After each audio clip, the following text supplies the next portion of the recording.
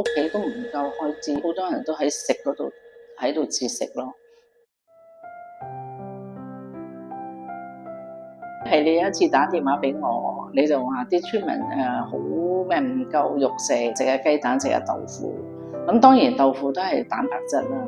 咁我就諗起，不如授人以漁嗰個方法，就係咩？俾佢哋養雞仔，咁有肉食啦，咁佢都有蛋食啦。咁可以係一個源源不息嘅一個供應鏈啊！人都係有平衡嘅飲食。同埋咧，係大家啲細蚊仔咧，即係你如果用3000蚊嘅生活支出咧，即係要有餐餐有肉食咧，都幾困難嘅。咁所以我覺得咧，不如自己係有自己自供自給。咁呢一個係我其中一個最大嘅願望。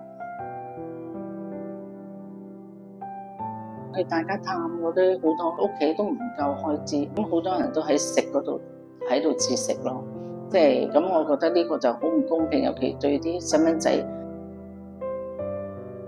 係漁農署裏邊嘅顧問，咁我就揾阿馮先生嚟幫手。原來咧雞有好多種㗎喎，咁仲有一樣嘢咧，佢就叫我千唔好買雞仔，因為如果買雞仔咧，佢未受疫苗咧，即係冇打疫苗咧，好容易禽流感啊，同埋好容易死㗎。咁所以咧，佢都教我咧係用啲3個月嘅雞仔。我覺得呢一個雞苗計劃只係第一個啫，咁但係我哋仲有好多嘅可以共享啊，可以係點啊揾啲新嘅項目啊，譬如你哋家嘅蜜糖啊，有啲咩生態嘅嘢係能夠幫到佢哋。咁好在有你哋 Mrs B 嘅即係幫手運作啦，同埋都捐咗好多嘅儀器出嚟啦。咁我覺得咧呢個我哋可以將呢個事務亦發揚光大。我覺得你哋做得好好啦，大家都係義務㗎，咁嚟做令到我哋認識咗，即係原來仲有喺中國裏邊都有好多農村咧。雖然係冇，我哋已經冇乜窮人，但係咧我哋都有免費教育，因為有不同嘅家庭，有不同嘅嘅事況，所以好多嘅家庭問題喺度咯。咁我哋覺得除咗係捐錢咧，我哋都可以有關心，同埋可以支持咯。其實咧，好多人都係有錢咧，或者係即係有心想做啲事嘅。咁只要我哋咧能夠做得好多宣傳，咁我哋多去接觸呢啲人，咁好多人都好樂意去參與嘅。